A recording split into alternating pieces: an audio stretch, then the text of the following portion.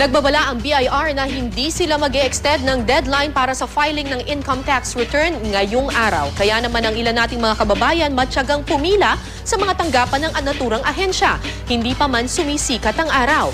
May news to go si Bernadette Reyes live. Bernadette?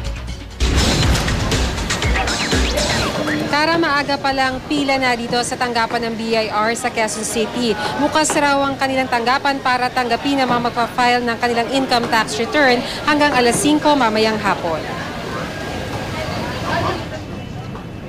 Bago pa magsimula ang office hours ngayong umaga, pila na mga magpa-file ng ITR sa labas ng tanggapan ng BIR. Si Rod Garcia dumating alas 6 na umaga. Siya raw ang unang-una sa pila. Naghintay raw siya ng 2 oras bago nakapasok sa tanggapan. Taon-taon, accountant raw niya ang nagpa-file ng ITR para sa kanya. Pero ngayon, pinili niyang siya na mismo ang mag-file. Nanibago talaga ako kasi talagang may empleyado akong tagalakad eh.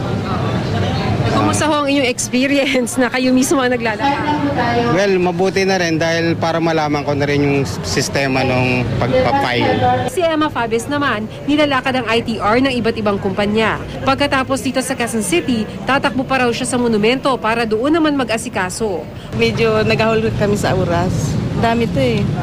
Nung pa ako dito, last week pa ako eh. Kahapon nandito din ako. Kung wala namang babayarang buwis, maaari na magtungo sa mga satellite office na matatagpuan sa mga malls. Sa mga probinsya naman, maaari mag-file sa tanggapan ng lokal na pamahalaan. Ngayong araw ang huling araw ng filing ng ITR. Wala na raw extension na ibibigay ang BIR. Kung hindi makakapag-file ngayong araw, meron daw karampatang multa. If you are late, there's an automatic surcharge of 25% and interest of 20% per annum. Kung hindi kayo nagbayad, at nahuli kayo o kaya yung report nyo hindi tama, may surcharge ho yan ng 50% at interest na 20% at depende, baka meron pa akong tax evasion case.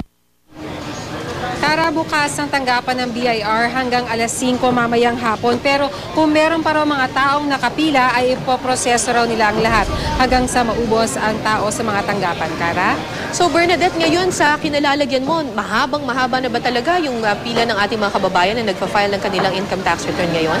Oo, Kara, bago pa nga lang magsimula yung flag ceremony ngayong araw ay marami ng mga nakapila. Iba-iba kasi, yung iba merong pupunta doon sa information para kunin ang kanilang tax identification number. Ito namang napapanood nyo ngayon, yan naman yung mga nagpa-file para doon sa mga wala ng kailangang bayaran. Pero doon sa mga meron pang kailangan bayaran sa bangko, Kara, napakahaba ng pila. Kahit hindi pa bukas yung bangko, mahaba na yung pila. Kara? At mga gaano katagal yung waiting time kumbaga bago ka matapos na sa pagpa-file ng iyong income tax? Kara, kung dito sa mga no payment, kailangan lang patatakan yung kanilang papeles. Depende dun sa haba ng pila, pwede silang tumagal ng mga 5 minutes. Okay. Pero kung haba pa yan, ay posibleng abutin sila hanggang kalahating oras.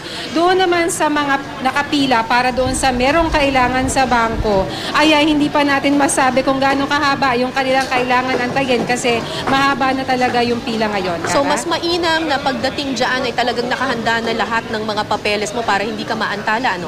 Oo, mas maganda nga yan, Kara. Pero kung sadyang mahaba na yung pila doon sa isang bangko, pwede naman silang maghanap ng iba pang alternatibong bangko na pwede nga pagbayaran ng kanilang ITR. Yun nga lang, kailangan nilang sigurahin na nagpo-fall ito under doon sa kanilang tinatawag na RDO, Kara. Meron bang tumutulong doon sa ating mga kababayan na hindi marunong mag-fill up ng mga forms na yan? Oo, Kara, meron din ditong help desk na itinalaga yung BIR at meron mga tauhan para tulungan yung mga tao na naguguluhan o hindi maintindihan yung proseso, Kara. Maraming salamat, Bernadette Reyes.